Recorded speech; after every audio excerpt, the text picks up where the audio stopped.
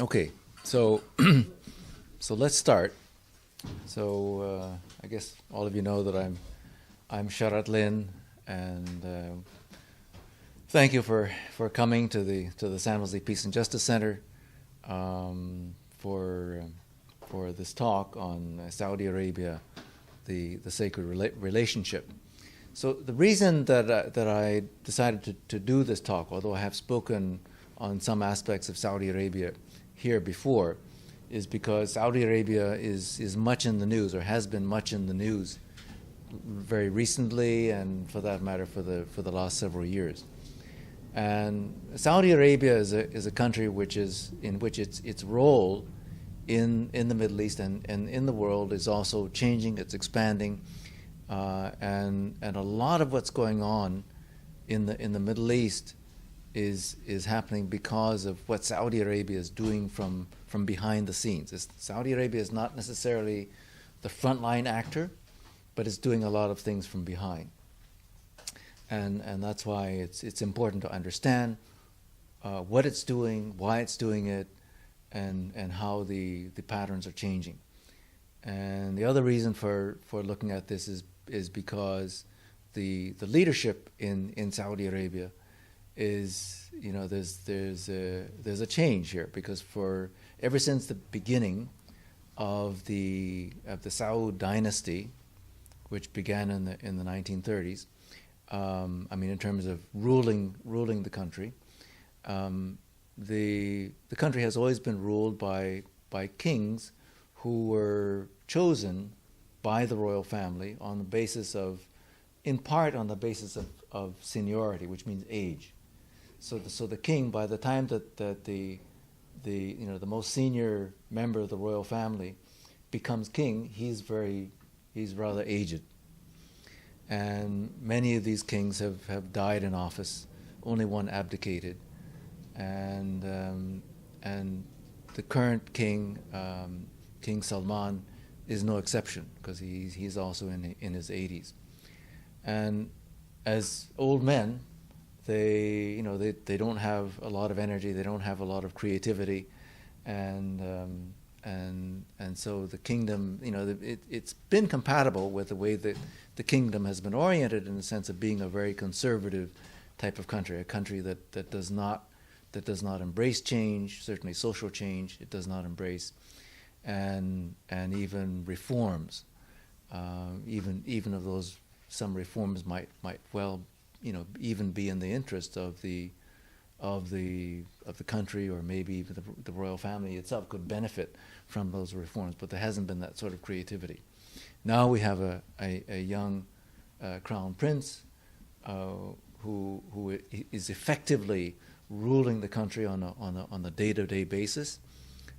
Prince Mohammed bin Salman, who happens to be the son. It doesn't just happen that way, but he is the son of the king, and that has a lot to do with the reason why he is the crown prince.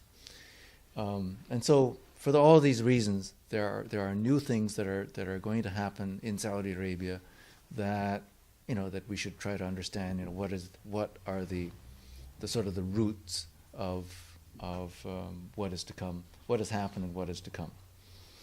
Okay. So first of all, the relationship between the United States and Saudi Arabia, under Donald Trump, it has, much has been made about the fact that Saudi Arabia is engaging in a number of activities that even the most conservative Republicans are coming out against. For example, the killing of Jamal Khashoggi, the war in Yemen. The Senate has taken 2 votes just the other day, both against the U.S. support for the Saudi led war against Yemen, and also to effectively condemn Prince Mohammed bin Salman as being behind the killing of Jamal Khashoggi. And so there's that recognition, because these two happenings the murder of Khashoggi and the war in Yemen are so so horrendous, and of course the humanitarian situation in Yemen is what many consider to be one of the great humanitarian disasters of the modern era. So, nevertheless, President Trump has insisted that the U.S. will maintain its relationship with Saudi Arabia. It will not impose any kind of sanctions. It will not even, at least from his administration, will not even say anything to chastise the Saudi administration. And one of the reasons that Trump has given is that, well, we've got these $110 billion worth of arms deals that the Saudis are going to buy. Well, first of all, those arms deals include a lot of contracts that were signed years ago under the Obama administration, and maybe some even from before that. And so these were contracts that were already in the pipeline. The Saudis had signed these contracts. The U.S. defense contractors were in the process of producing some of this equipment, including jet fighters, for the Saudi military. And so it's not really that the U.S. is going to benefit from another $110 billion worth of defense contracts from Saudi Arabia, even though the ongoing purchases of military equipment from the United States by the Saudis is very large. It's among the largest. India is the other one that has emerged at the top of the list in terms of buying arms from the United States. Anyway, the relationship is not new. Every U.S. president has met a Saudi king, a sitting Saudi king, and so the relationship has always been close. But let's try to understand a little bit about the history. So these are some of the topics that I'm going to try to cover today. Is the founding of the kingdom and why that is important to this relationship. We'll talk about the oil economy. Just briefly, I'll touch on the labor system, and then some of the contradictions in Saudi society, just to give you a feel for what it's like to actually be in Saudi Arabia, and why some of these contradictions become manifest in the behavior of the country. We'll talk a little bit about its politics and protest. Another thing that emerges today, of course, and is really dominating a lot of what's going on in the Middle East is the rivalry between Iran and Saudi Arabia. And so we need to understand, why that is and how that came about. And then I'll come back to the others later on. But anyway, I want to try to cover a number of topics here. So Saudi Arabia, as most of you know, is the in geographic area is the largest Middle Eastern country. It's over 1 million square miles. It has a population of about 32 million right now. It's been growing very rapidly. It's been growing. I mean, part of the population growth, of course, is because if you go back to say 1975.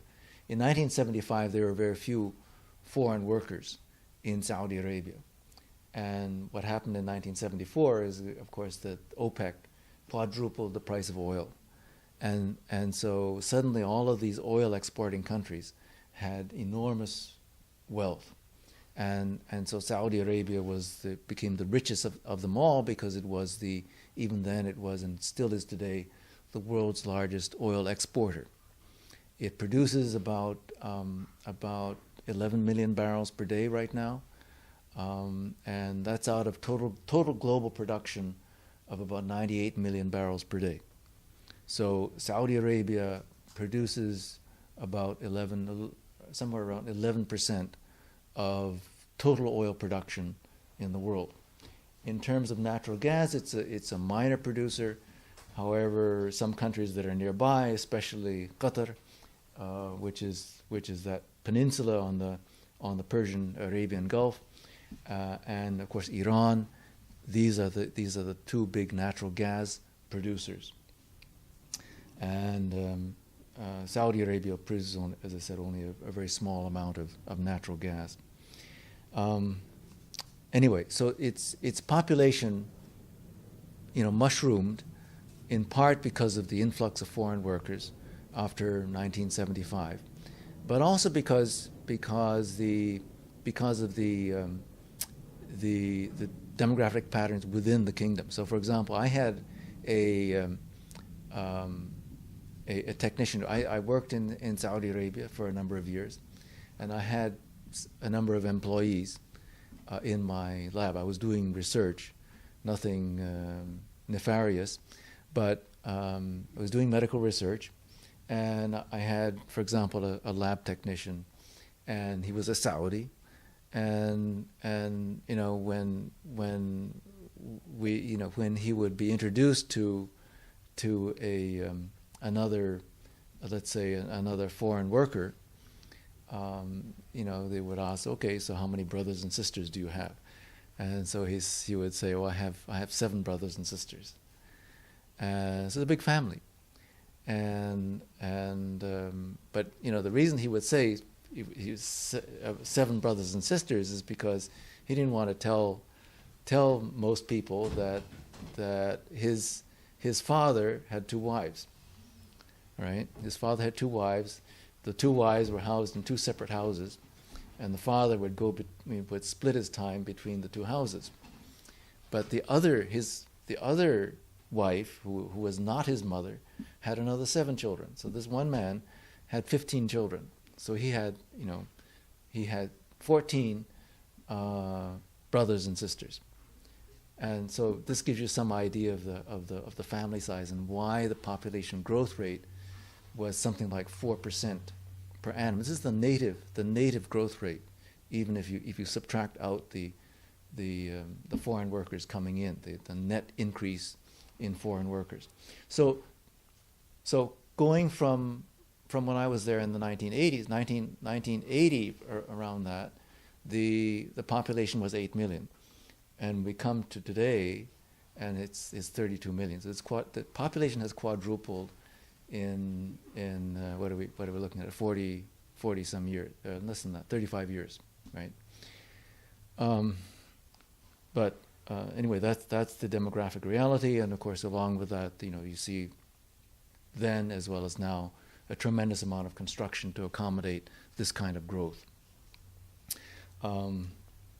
The kingdom, it traces its roots to a pact that was made between Mohammed bin Saud, who's looked upon as the founder of the House of Saud, and this is in the context of Ottoman rule, but there were all these tribes in Saudi Arabia, and Mohammed bin Saud was seeking to find a way to unify the tribes of the Arabian Peninsula. And so he made a pact in 1744 with Muhammad bin Abdul Wahab. So Al-Wahab was a religious leader who was advocating and practicing a very conservative brand of Islam, or a brand of Salafism. And this pact, even though the House of Saud would be another almost two centuries before the House of Saud would actually take power, but this sort of set the stage. So this pact remained, and 5 generations later, King Abdulaziz was the one who went around in a military campaign to unify the tribes of Saudi Arabia and founded the kingdom in 1932, I think. And so this is sort of a snapshot of some of the main figures of the royal family. The actual royal family today is said to consist of 7,000 members who descend from King Abdulaziz Saud, the first king, and these are just the ones who have either become king after him, or there are also some of the crown princes. So the crown prince is the succession is decided ahead of time. So instead of when a king dies, you don't have a power struggle, you don't have a succession crisis. The royal family appoints a crown prince. So the crown prince is the one upon the death of the king or the disability of the king. For example, in the case of King Fahd, who was disabled and hospitalized for many years, King Khalid, as crown prince, became the de facto ruler of Saudi Arabia.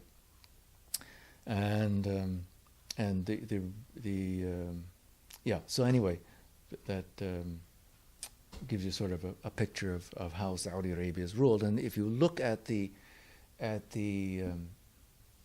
traditionally the ministerial posts, I mean, for example, when I was there, and many years after, all of the ministerial posts were held by princes, members of the royal family.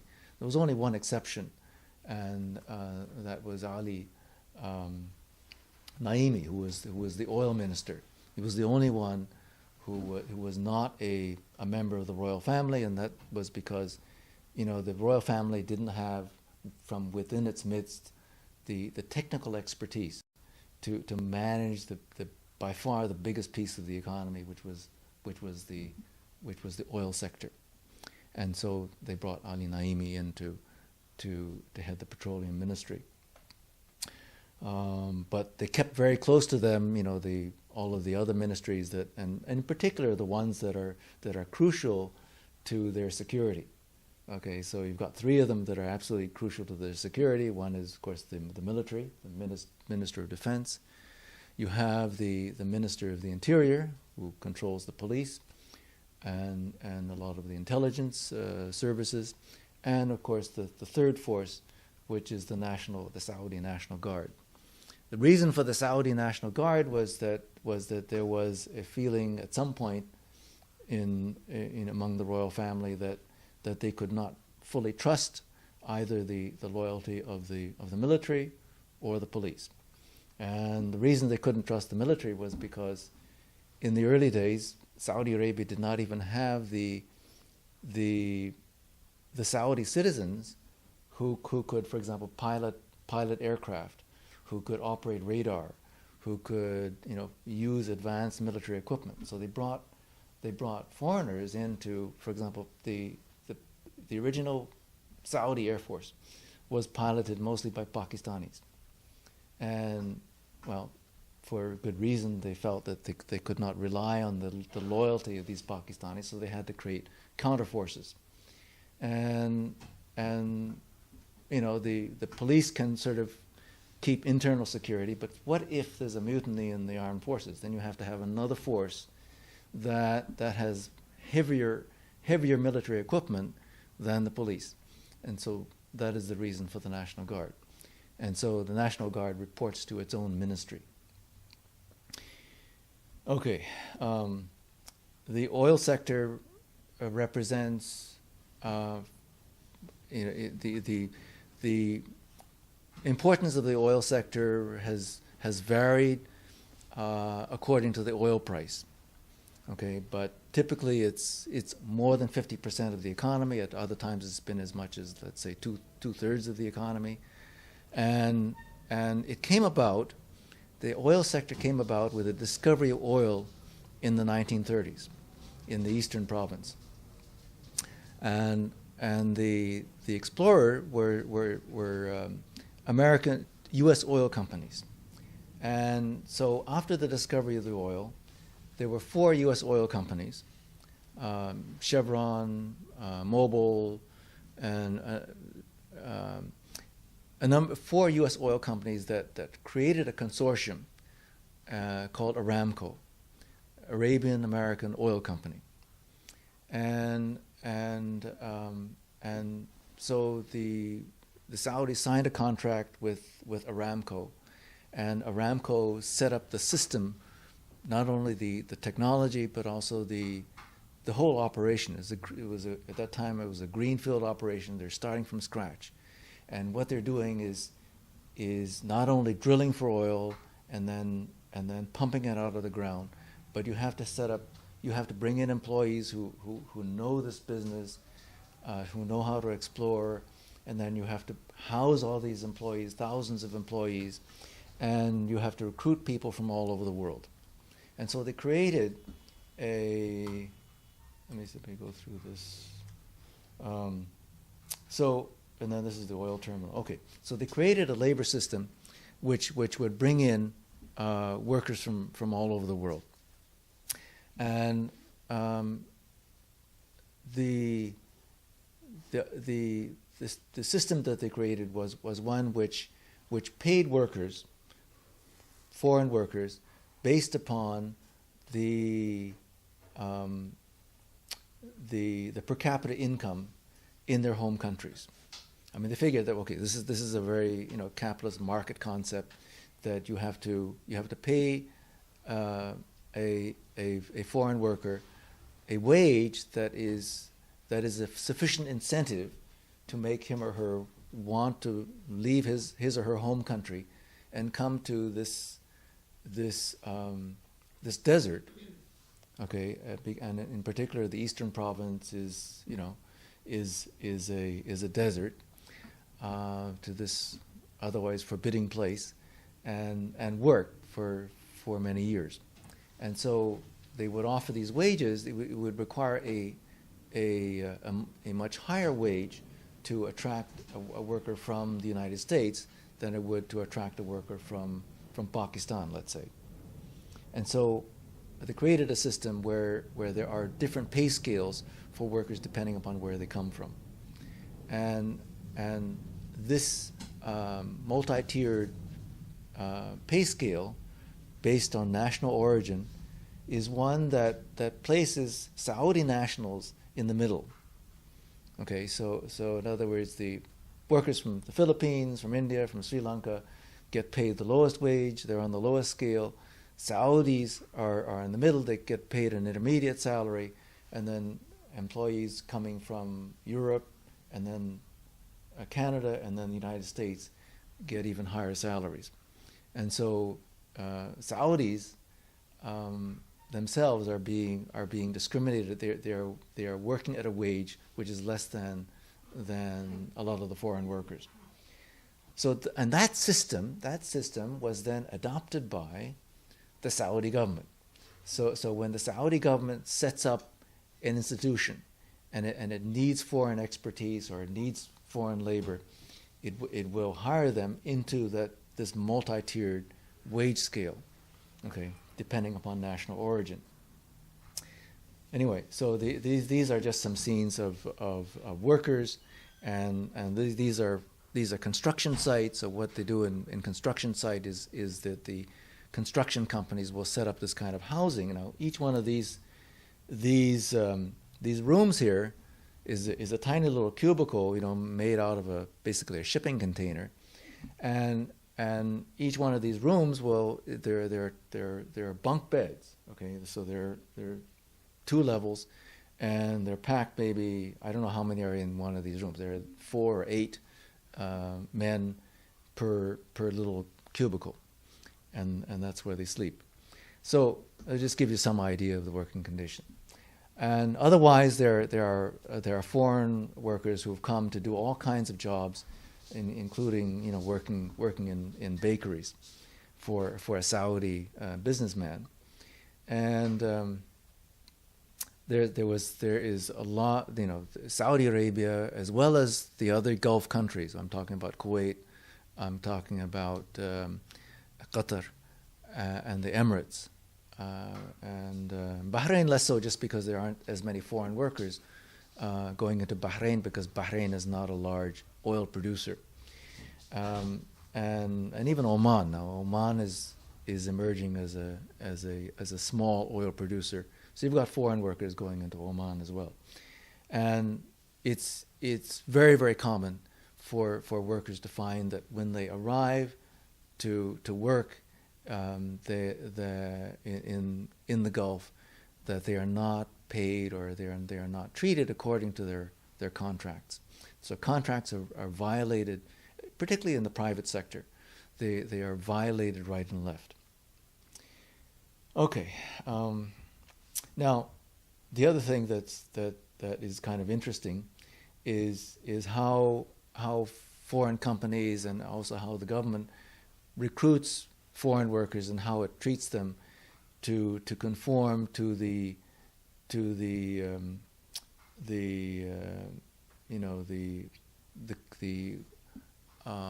constraints in Saudi Arabia on the interactions between men and women. And this is sort of is just one example of so you've got an amenity center which has a swimming pool, and so the question is, well, you can't allow unmarried men and unmarried women to use the swimming pool at the same time, and so you create this very elaborate system for segregating them. But then there's also the question of families. How can families swim together? And so the people are classified into all these different categories, whether they're Western employees or non-Western employees, and they're treated differently. So it creates a very elaborate system of apartheid, effectively, at least in certain areas. In Islam, there is a general prohibition against the showing of facial images, and so for that reason, the Prophet Mohammed, for example, is never pictured, right? Now, in Saudi Arabia, there are all these statues that predate Islam. So these are more than 1,400 years old, and they are.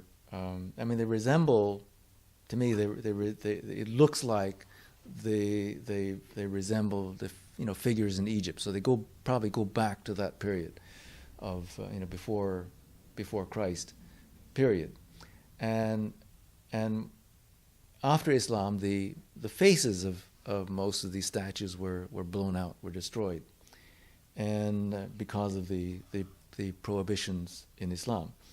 And Saudi Arabia, because it is the custodian of the two holiest sites in Islam, namely Mecca and Al-Madinah, tries to, and also because of this pact between the House of Saud and Abdul Wahab,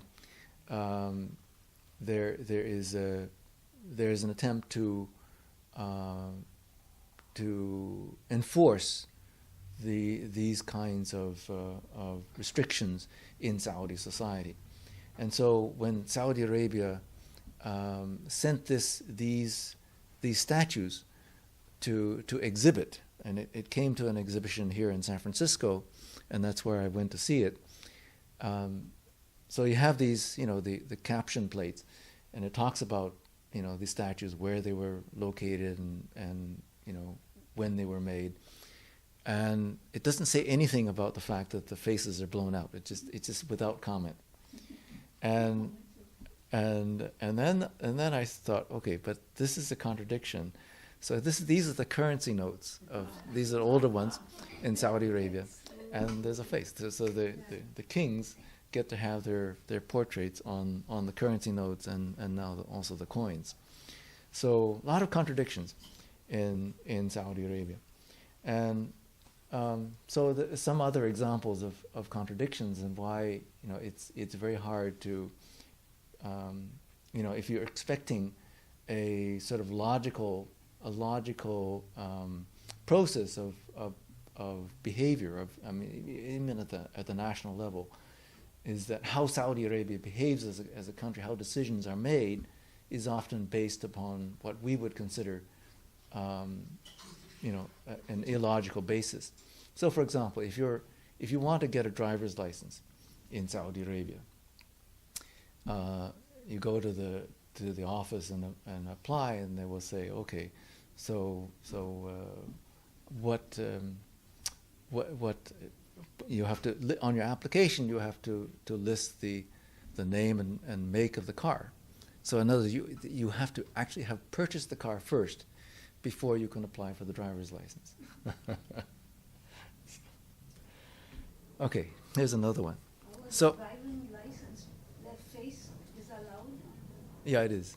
It is. So on the ID card, yeah. As it is on passport, and yeah, so there are a lot of, I mean, that's a possible contradiction. But a lot of these things are also compromises with, the requirements of running a modern society. So, in Makkah, this is the grand mosque in Makkah, with the Kaaba and the black cube in the center there. The Saudi government has spent billions. I'm talking about billions of dollars renovating and expanding the grand mosque.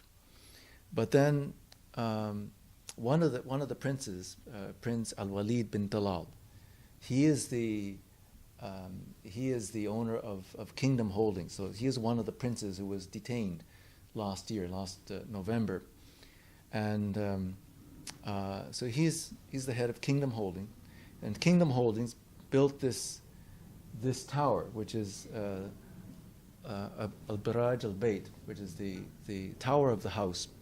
And what that means is it's the tower of the house of God, right? But it towers way above the holy mosque and the Kaaba, and in some, as if it just seems so sacrilegious to me to tower above the house of God. Not only that, this is the biggest building in the world, by far. Okay, in the world, and it's got like 5 hotels in there, and it's the biggest building in the world because the current World Trade Center, for example, has the World Trade Center 1 has 4 million square feet of floor space. This thing has 14 million square feet. At one building or all of them? It's one building, it's one base. So they're all, the base with is... the clock on top of with it? the clock, yeah. That Yeah. one building is the largest in the No, world? the complex, All of because them. it's all Yeah. part of, it's really one building. That's what At I the thought. base, it's one building. Yeah. Yeah, and then it's got all these towers. Excuse me, if we want to hear the comments, then people have to get the microphone. Okay, so we'll do the Q&A afterwards. Okay, so I figure that there are people in Saudi Arabia. I know people in Saudi Arabia who would say that this doesn't make any sense, or it's sacrilegious. I just mentioned that in 2011, there was some response to the Arab Spring in Saudi Arabia. It was very small. And these are websites that, of course, that are on foreign servers. But this is Bayan Shabab Saudi. So this is the Saudi youth petition. And what this website did, it listed a long list of demands for reform. So these are young people who are dissatisfied with the society, the way it's running, and they want changes. And in particular, they want the royal family to give up some of its power and start allowing more democratic processes. Another one. This is another one. Again from the Saudi youth. Now, these websites show in Arabic they're worded as being in favor of reform. We want reforms. So reform is kind of a mild word, right? It's that we don't want to overthrow the monarchy, but we want certain changes to give everyone more respect, to give more freedoms, and thinking that this will be good for everybody. But the same people who are behind it,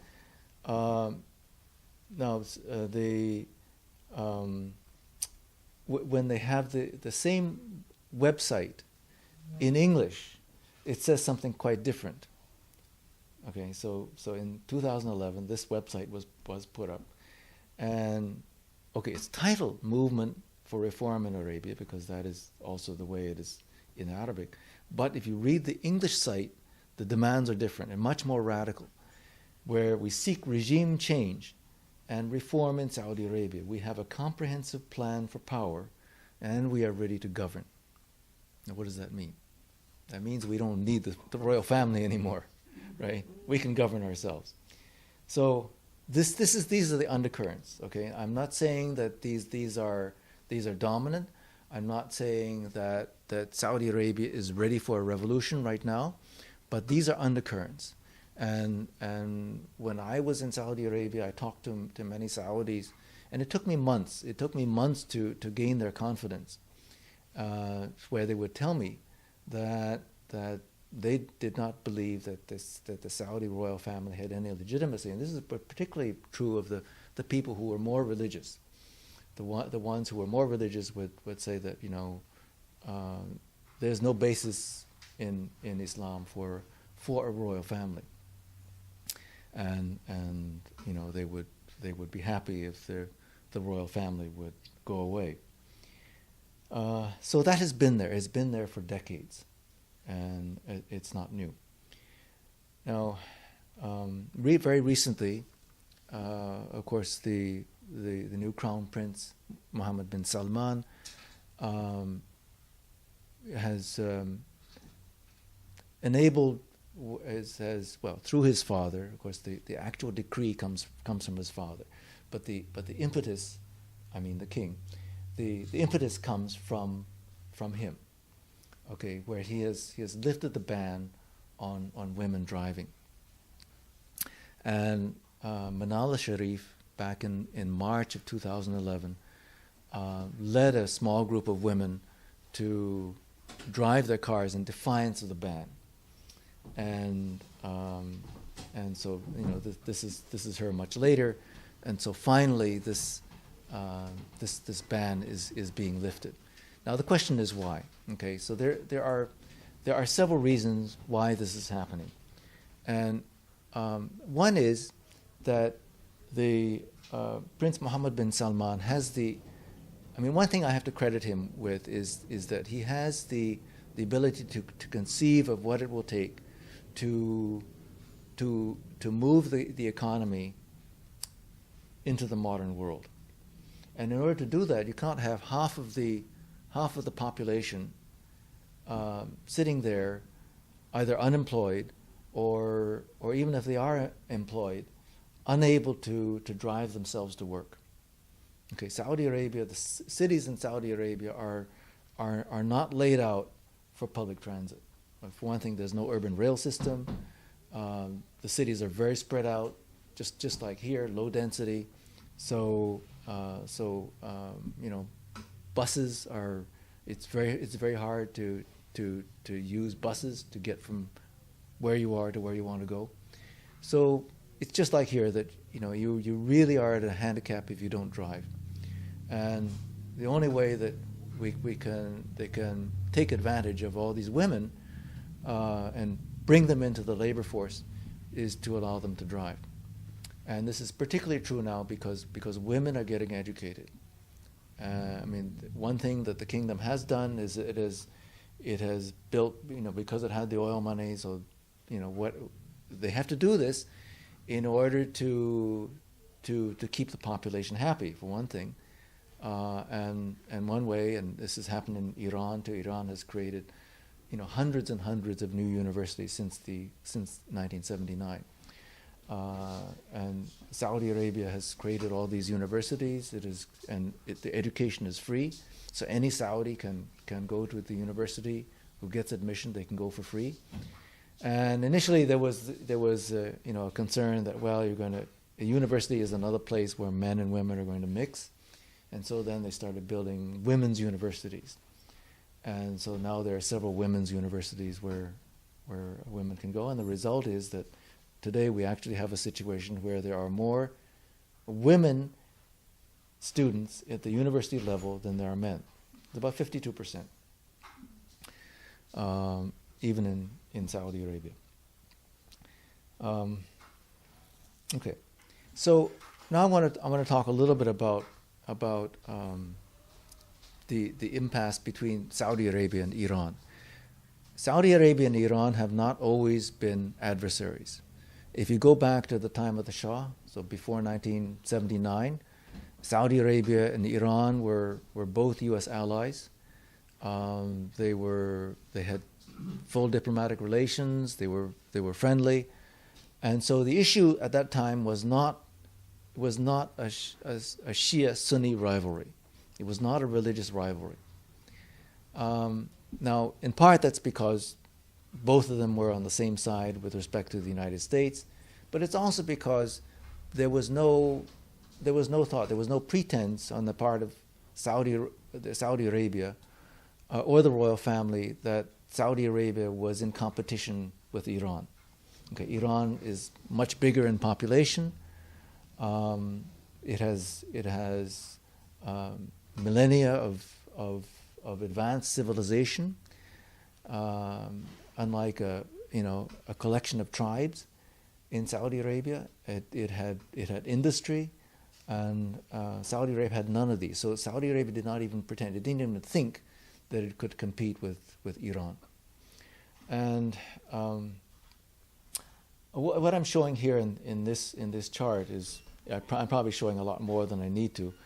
But let's look on the right for the moment. You have the Iranian Revolution, and then you have right after that Saddam Hussein in September of 1980 invades Iran, and so you have the eight years long Iran-Iraq War, and now you have an Arab state fighting Iran, and so Saudi Arabia then takes the first step in a confrontation with Iran, namely it backs Iraq, and it backs Iraq because if it's a question of a fight between an Arab state and a non-Arab state, Saudi Arabia will side with the Arab state.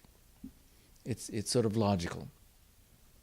I don't think that religion really played a role in making that decision. And it was also the U.S. tilt. I mean, officially, the United States policy with respect to the Iran-Iraq War was that the United States did not take any side, but the reality was that the United States was providing a very low level of covert military support. It was providing intelligence to the Iraqis during the Iran-Iraq War, and so, for example, when the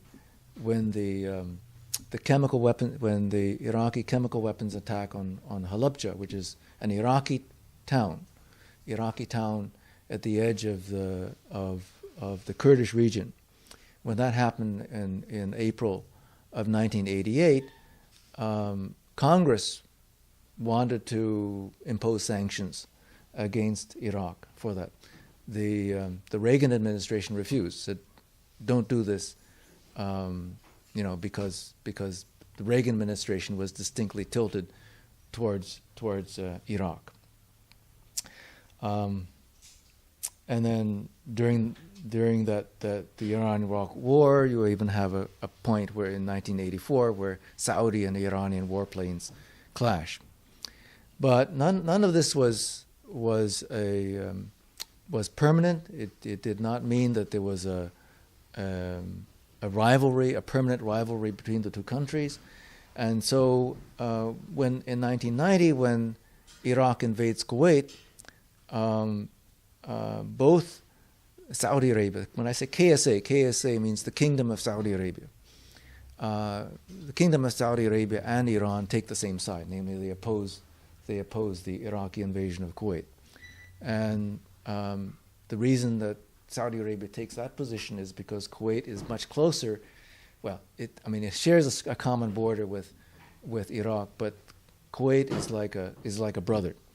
Kuwait is a member of the GCC, the Gulf Cooperation Council.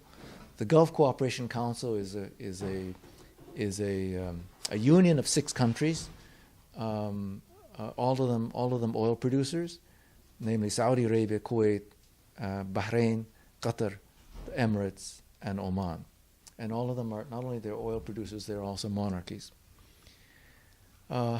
So that's why, and so in that case, so actually from 1990 throughout the 1990s, for that matter, Saudi Arabia and Iran had relatively good relations. There were exchanges between the two. President Khatami visits the kingdom, and so there was no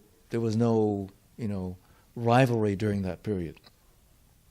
So it's only when conflict starts to heat up in Yemen that the Saudis become militarily involved, but only a few incidents, and then in 2012, Saudi Arabia finally gives its full support to U.S.-led sanctions against Iran, and in particular sanctions against the purchase of Iranian oil. And then in 2015, Saudi Arabia launches its coalition against Yemen, and the Yemen war begins. And then, of course, there are a lot of other things in between, but some of those that are indicative are the Sheikh Nimr, who is a Shia cleric in the eastern province of Saudi Arabia, is executed just simply because he is vocal within Saudi Arabia about calling for certain reforms, and really they're very mild. But we have to put this in context, right? So when I was in Saudi Arabia, it doesn't take very long to sort of internalize the fact that any kind of protest is not going to be tolerated in Saudi Arabia. So when you just interact with other people, you just don't even think about a strike. You don't even think about doing any kind of protest, and that's exactly what they did. And in 2011, when there were these little protests of a few hundred people, the police would come in, surround it, immediately arrest everyone, and they would be snuffed out. So that has been the pattern in Saudi Arabia. Now on the left, I probably overdid it, but the point I want to make is that there are many deaths that occurred during the Hajj in Makkah, and some of them were because of the Iranians after 1979, when they would perform the Hajj, that they would be a period of time that they would go into a protest, and their protest would be to denounce the United States and to denounce Israel in Makkah, and in 1987 that clash led to a lot of deaths, and then not all of these were exclusively Iranians involved, but I want to bring your attention to the September 2015 incident, in which over 2,000 pilgrims died in a stampede in Makkah, and this has significance not so much for the Iran-Saudi rivalry, but because this was an incident that was an adverse incident that happened under King Salman's watch, right? So he's king. This thing happens, and so his opponents, or his opponents from within the royal family as well as in the general society, are using it as an opportunity to criticize him, to say that okay, you have failed in your duties, and these deaths, these 2,200 deaths have occurred, and you are responsible. So the king comes under pressure, under political pressure internally, even though we in the West don't hear very much about it. So I'll come back to that in a moment. Let's finish this. So this is kind of a nice graphic that shows Iran and Saudi Arabia having their proxy battles in various parts of the Middle East, in Yemen, in Qatar. So what happened last year was that the Saudis, they were particularly backed by the Emirates, decided to impose an embargo on Qatar, even though Qatar is a member of the GCC, the Gulf Cooperation Council. And the reason for that is because Qatar has been supporting the Muslim Brotherhood. It supported the Muslim Brotherhood in Egypt when Mohammed Morsi was president, and it has supported the Muslim Brotherhood in other countries, Lebanon, Syria, and so on. And Saudi Arabia has been absolutely against the Muslim Brotherhood and therefore supports Abdel Fattah Sisi in Egypt and that dictatorship, and they've been very, very adamant about that. The other aspect of Qatar, of course, is that Qatar shares some affinity with Iran. It has been more independent. It is the home of Al Jazeera, and Al Jazeera has had a very independent line of reporting, which is very different from the Saudi perspective, and the Saudis have long advocated that Qatar should shut down Al Jazeera. So Al Jazeera, or rather Qatar, became the object of an embargo beginning last year from the rest of the GCC states, and then of course the two were Iran and Saudi Arabia took opposite sides in the conflict in Syria, and now in Lebanon, because Saudi Arabia is very concerned about Hezbollah in Lebanon, and of course Hezbollah is supported by Iran. And in November of last year, we had a very odd incident. I don't know whether you heard about it, but the Prime Minister of Lebanon, Saad Hariri, was summoned to Saudi Arabia, and in Saudi Arabia he was forced to resign. The Prime Minister of a sovereign country, Lebanon, is forced to resign in Saudi Arabia, and probably the reason that the Saudis could do that was because Saad Hariri has interests. He has interests in Saudi Arabia. He has relatives in Saudi Arabia, and so they have leverage over him. When he returned to Lebanon, he immediately renounced or reversed his resignation, which means, of course, that is proof that it was a forced resignation. And the reason for that was because Saudi Arabia was concerned that Saad Hariri's government in Lebanon as prime minister was including and cooperating with Hezbollah. Hezbollah is a political party in Lebanon. It's a very important political party in Lebanon, and so there's no other way to maintain a political coalition. And Hezbollah is behaving by the rules of the game. It's not out of line in any way. It's behaving according to the rules of Lebanese politics, and so what Saudi Arabia, of course, wants to do is for Saad Hariri to somehow drop Hezbollah from the coalition, and politically he cannot do that. So there's that involvement in Lebanon, and so that's sort of the gist of that. And then of course the war in Yemen has resulted in, I think it's a very conservative number to say that there have been 10,000 deaths. It's probably much more, and the bombing has been going on now for 3 years, and there's millions are starving right now. So this is a protest in San Francisco. And Saudi Arabia, if you look at Saudi Arabia's military spending, and this is almost entirely U.S. armaments, mostly U.S. armaments. As a percentage of GDP, Saudi Arabia is by far the largest spender.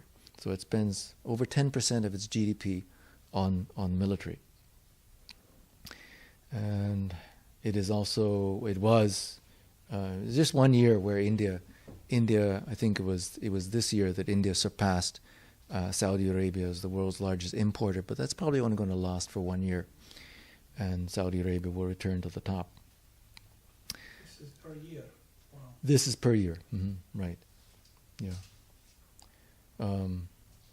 So, now, with all that military spending,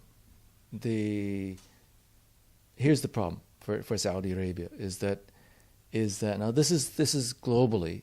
And so this is a much bigger problem. Is that GDP and oil consumption tend to go together. Now, obviously, with climate change, that's going to have to change. But that is the pattern. And so every time that there's a recession, if there's a global recession, oil consumption goes down. And in the case of Saudi Arabia, because the Saudi economy is so heavily dependent on oil exports, every time it's not only the consumption of oil, but the price of oil, the price of crude oil, which has fluctuated recently between well over $100 a barrel down to less than $30 a barrel, causes wide swings in the Saudi gross domestic product. So what we have here is the purple line is the crude oil price, okay, and so that's denominated on the right, and you see that it goes from well, actually this is the it's the price of crude oil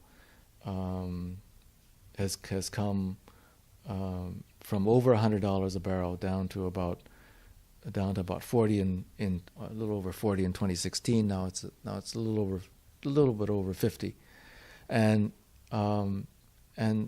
what this does is it on the red line. The red line is the GDP growth rate. The GDP growth rate. So anytime the red line goes below the zero line, that means that Saudi Arabia has a negative economic growth rate. And as you can see, there are numerous times, there are at least 5 times between 1990 and the present that the Saudi economy has gone into a negative growth rate. Okay, so what Saudi Arabia has done is it has long recognized that there's a need to diversify, or there's an aspiration to diversify the economy. Okay, so what they did was that in 1975, the kingdom launched two new industrial cities. One of them is Yanbu al-Bahr, which is on the Red Sea, which is the lower one here, and then Al-Jubail on the Persian-Arabian Gulf. And so these were industrial cities to be created from scratch, and a new. I mean, there are many industries that were launched. The biggest of them was SABIC, Saudi Basic Industries Corporation, which is mainly a producer of downstream petrochemical products. In other words, products that can be made from crude oil. Okay, and so there are huge chemical complexes in both Al-Jubail and Yanbu al-Bahr. Okay, but despite these investments, which are in the hundreds of billions of dollars, the Saudi economy today is still more than 50% dependent on crude oil. So I sort of think about this, and you know, the Crown Prince Mohammed bin Salman in last year launched a new project and for a new city, which is codenamed NEOM.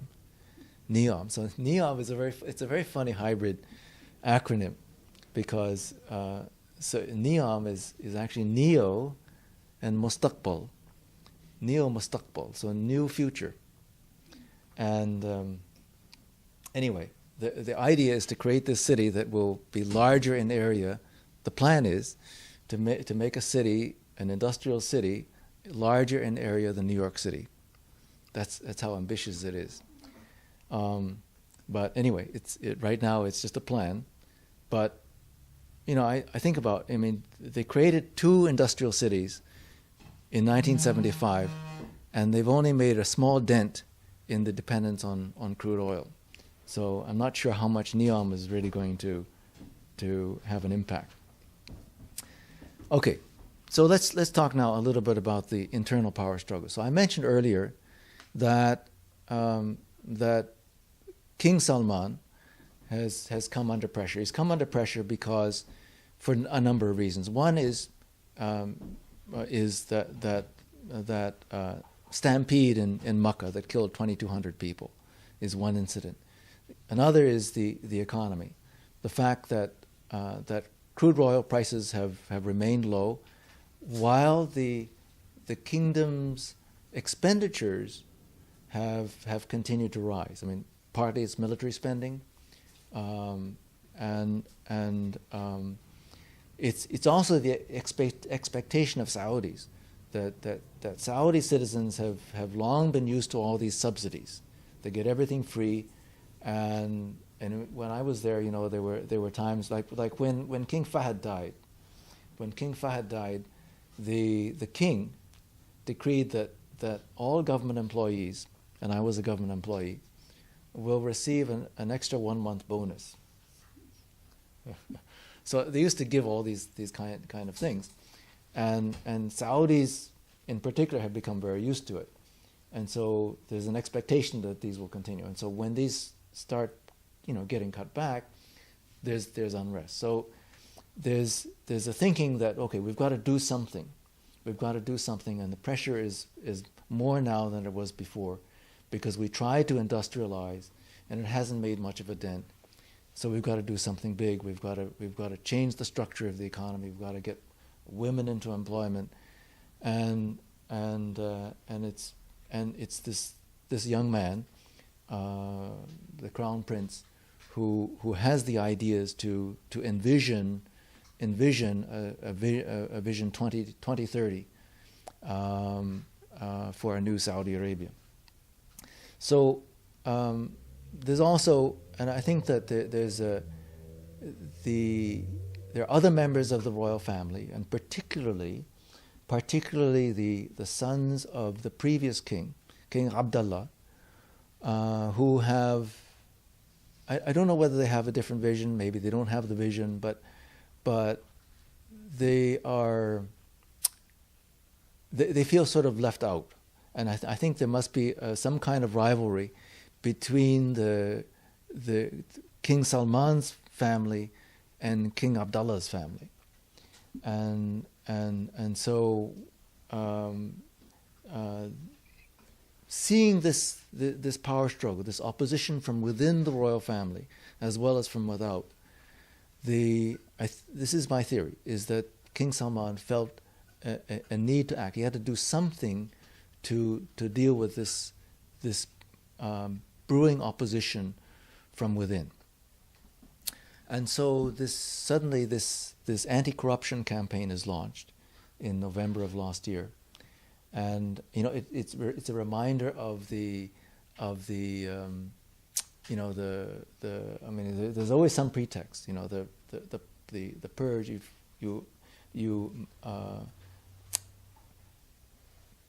You create the conditions or enable the conditions for a coup in Turkey, and then you use that as a pretext to root out all the Gulenists in the government and other services in Turkey. In China, the anti-corruption campaign is in part. Anti-corruption campaigns are popular, right? the general public does not like corruption. Okay, for good reason.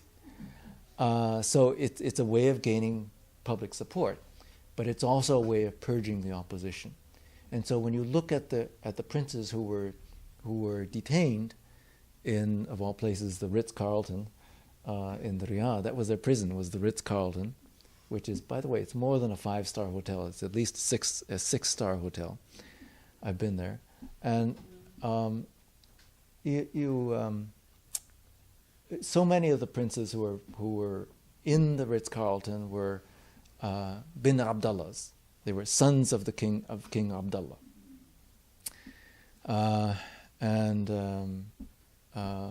so I really see this as a power play to tame the opposition within the royal family, and also outside of it. In terms of decision making, I want to just tell you something about from my personal experience as a government employee in Saudi Arabia, is that you were constantly reminded. Now, this is a civilian administration, right? I'm talking about a civilian branch of government, and we're always reminded about the chain of command. So the chain of command, I mean, those of you who are in the military will know what the chain of command is that when you have a grievance, you have to go through your boss. That is a military chain of command. And even if it isn't a complaint, okay, if I have to write a memo to somebody in another department, I don't just simply write a memo to the person in the other department. That memo has to go, and it has to be written on the memo. It's from me through my boss, through his boss, and then over to the other department, right? It depends upon at what level these two departments report. If it reports 5 levels up, it has to go through 5 levels and then over. Okay, so this is the chain of command. But this is the way that things are done in Saudi Arabia, and you cannot violate it. If you violate it, you will get severely reprimanded. Decision making is always done behind closed doors. So there's never an open meeting where you get all the employees together and you say, okay, we need to make a decision. I mean, even about something that's very, very innocuous, like should we have a holiday party? That never happens. Okay, so all of these decisions are made behind closed doors, and then when the door is open, the decision is handed down. This is you have to do this, or you have to stop doing that, whatever it is. And so that's the way it is in the kingdom, and so it's not surprising that that all of these decisions are when they happen, there are no leaks either. There are no leaks that that happened before. For example, before all these princes were rounded up and put into the Ritz-Carlton, there was no inkling that it was going to happen. I just wanted to give you some sort of a flavor of how things happen in Saudi Arabia. This is the Majlis Ashura that was there when King Abdulaziz founded the kingdom, and then it was discontinued for a while. It was kind of a nuisance, and it was started, I think, in 2000, restarted in maybe 2000, the mid 2000s, and at first women were not allowed, and then in after 2011, a smaller number of women were allowed to join the Majlis Ashura, which is only an advisory body. It's only an advisory body, but nevertheless, when they meet, the women and the men are segregated, but the real power is in the royal cabinet or the council of ministers, and you can see here that these are almost all princes, members of the royal family, and they are all men, without exception. This is where the real power lies. Okay, so now I want to come last to the sacred relationship. So the sacred relationship between the U.S. and Saudi Arabia is not just because because there's a common. I mean, we are led to believe it's just because Iran is a common enemy, and even the U.S. stance with respect to Iran is, in my view, something that is really extraordinary, because if you look at Iran's behavior as a country, it is actually, if the biggest enemy in the Middle East is ISIS, Iran has been helping the fight against ISIS. If the Taliban in Afghanistan is the enemy, Iran has been of some assistance in that fight against the Taliban. So Iran is not the primary enemy, and yet when Iran started its nuclear program, Iran was hit with sanctions, and then the sanctions have been, not only have the sanctions been relentless, but they have been relentlessly increasing, and the U.S. has been the driver behind that. Okay, another driver of this process is Israel, because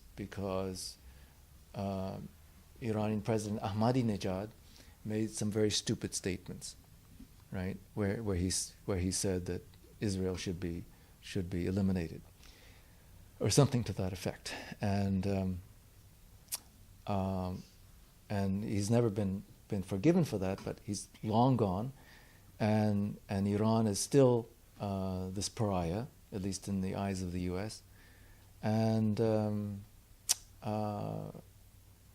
Israel is driving it, and you have, in particular, some Americans who are particularly behind this agenda, the agenda of moving the U.S. embassy from Tel Aviv to Jerusalem, and a lot of this has actually been being driven in the Trump administration, in particular, by one man by the name of Sheldon Adelson, who is probably Donald Trump's biggest campaign contributor. Okay, biggest campaign contributor. And so that is sort of driving the U.S. agenda in a very artificial way, because it's not based upon real policy considerations.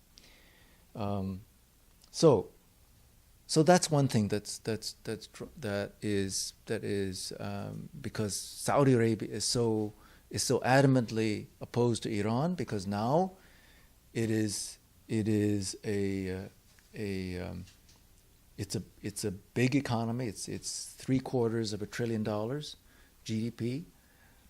It has a formidable military, and it has Saudi pilots now instead of Pakistani pilots.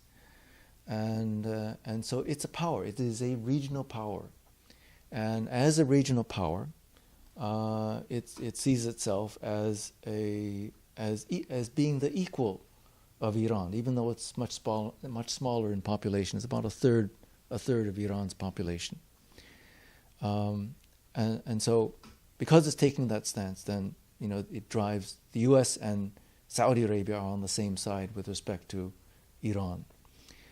Another reason is because, of course, Saudi Arabia is, after all, the world's largest oil exporter.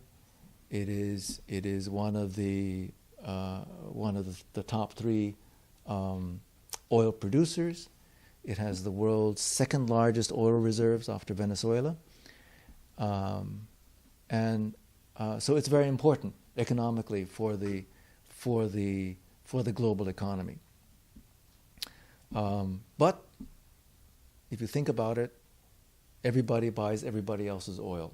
I mean, if you don't have sanctions, everybody will buy everyone's oil. Okay, so oil is something that, well, first of all, if we're going to fight climate change, we're going to have to reduce our oil consumption. But to the extent that we still need oil, we can always buy it. Okay, everybody's doing that. This is the philosophy that, for example, the French have.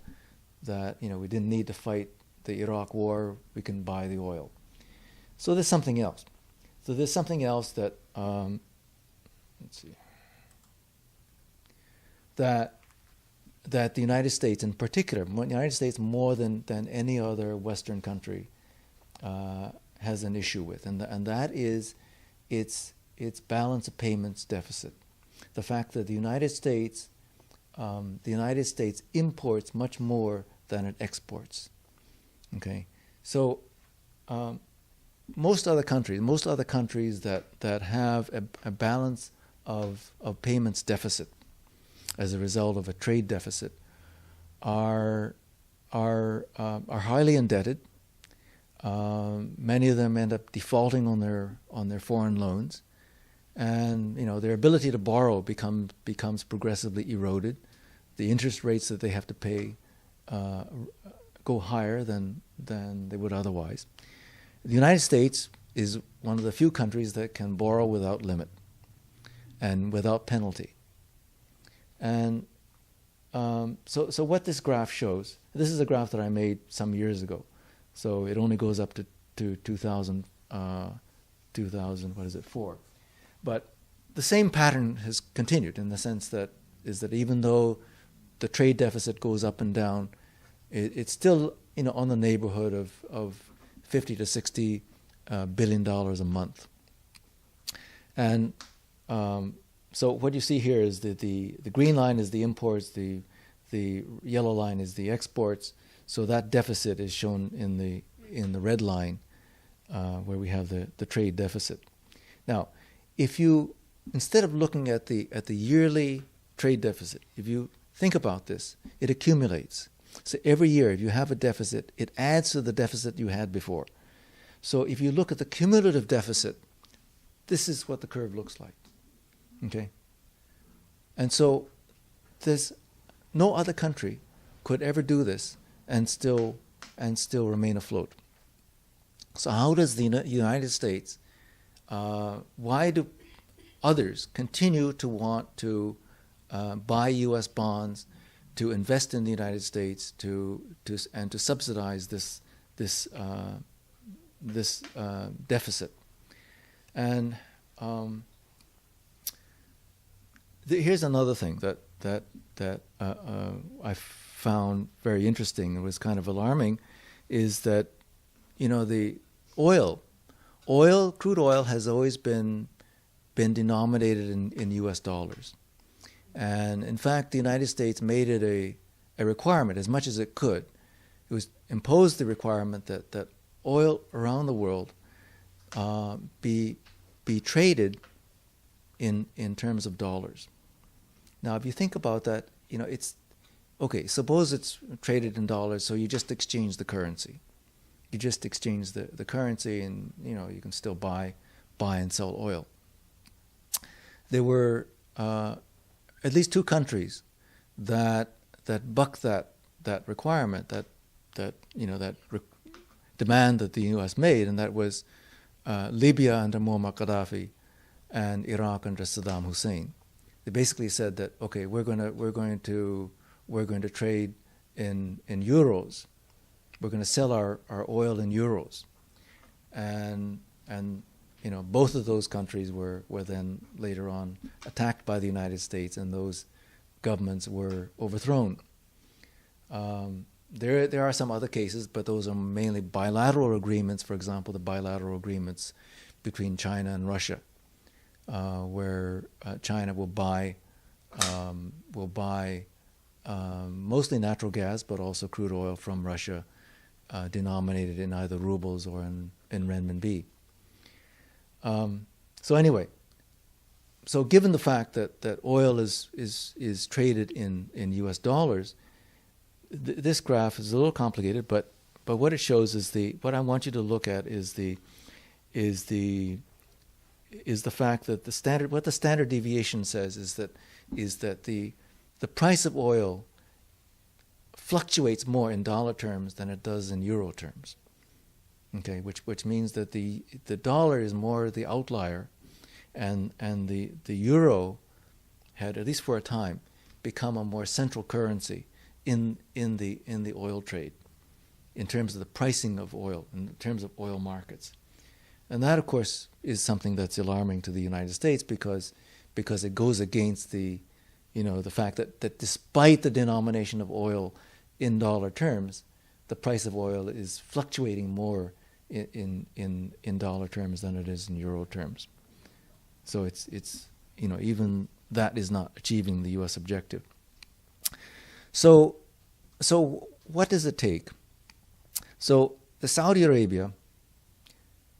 So this is just a sort of a diagrammatic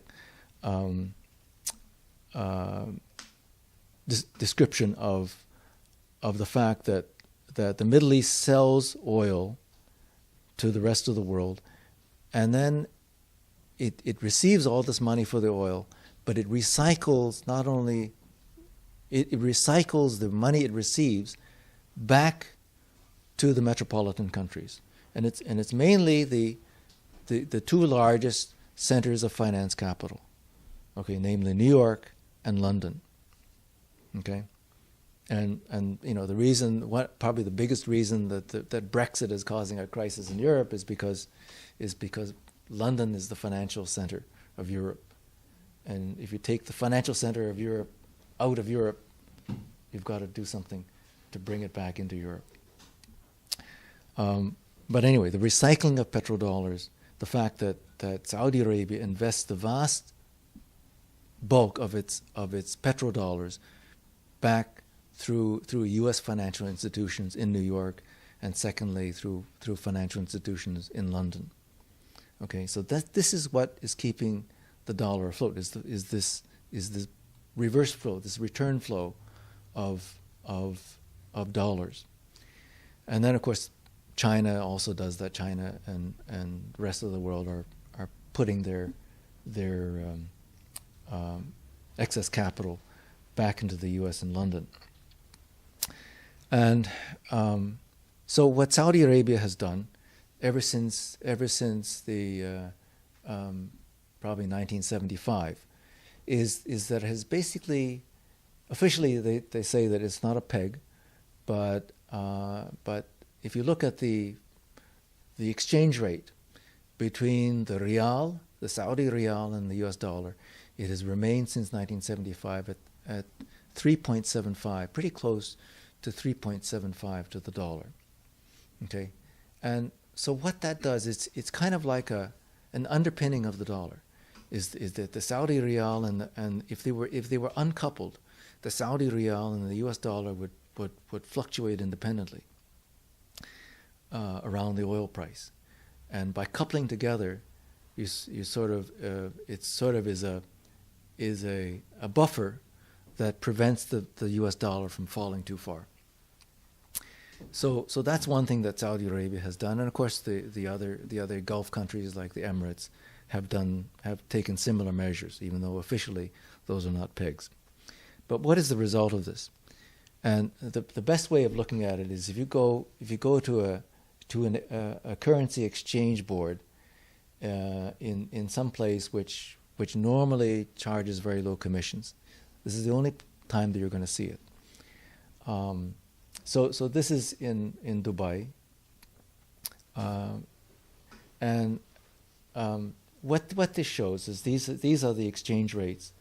We buy currency and sell currency. So I want you to look at those second and third columns, and what's important here is the difference between the two. So that is the currency exchange rate spread. It's the spread between the buy rate and the sell rate. And the spreads, see, the spreads for the Indian rupee are 18%. Okay, because India, even though it's a giant economy, it's not a developed economy, and so it's a disfavored currency. And even the euro has a spread of almost 6%. Okay, it has a spread of about 6%. And the U.S. dollar is really exceptional because the U.S. dollar has a spread of only 1.25%. Okay, so that what this means is that it's much easier, and even if you don't see it, the banks see it. So the banks see that it's much easier to exchange any currency with the U.S. dollar than it is with any other currency. Okay, so that makes What does DD/TT means? Demand draft and traveler's checks. Okay, got it. Yeah.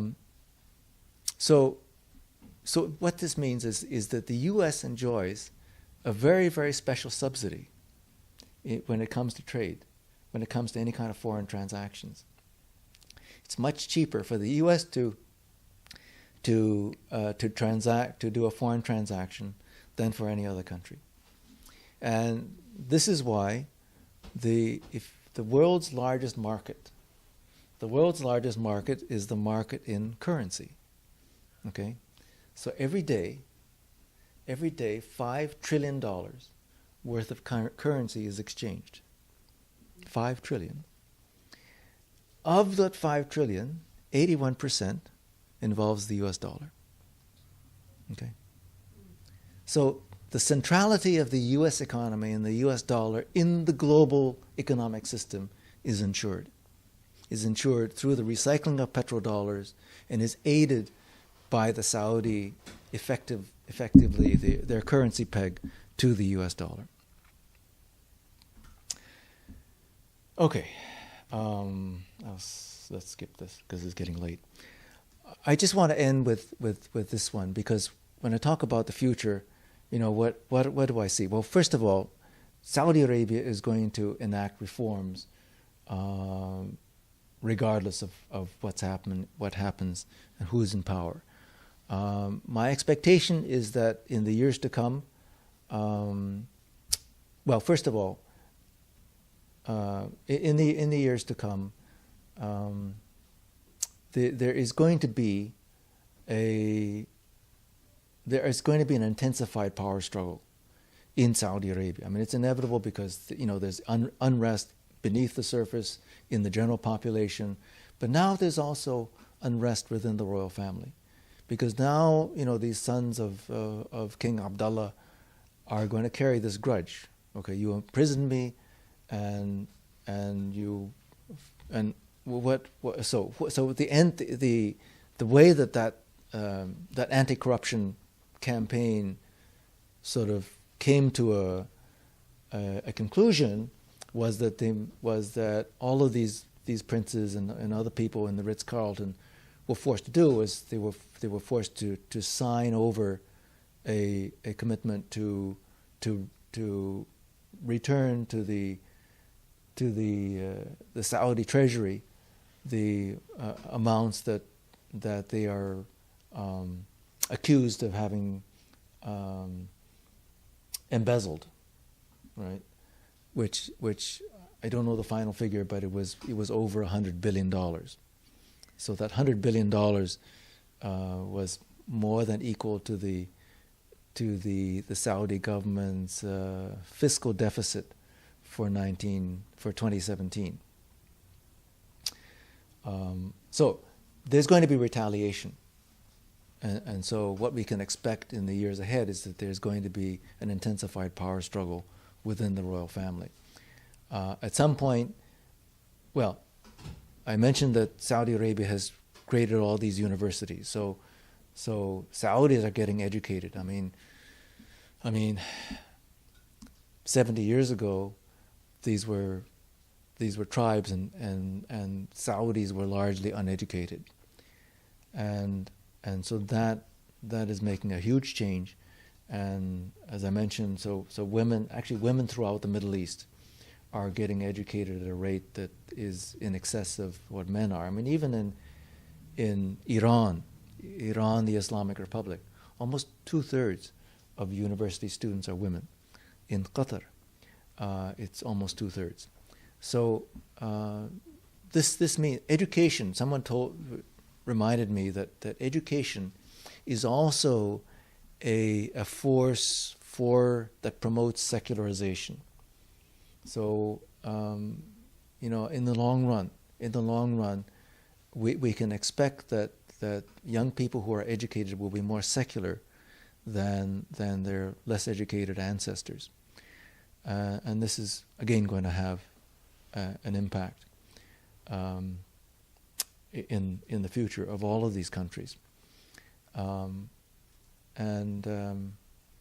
the demand that, along with that, the demands for further reforms will be there. So I hope that sort of answers a lot of questions. I know it doesn't answer all questions, but it answers some questions about what Saudi Arabia is up to and why the U.S. government maintains such a close relationship with Saudi Arabia and its government. Thank you.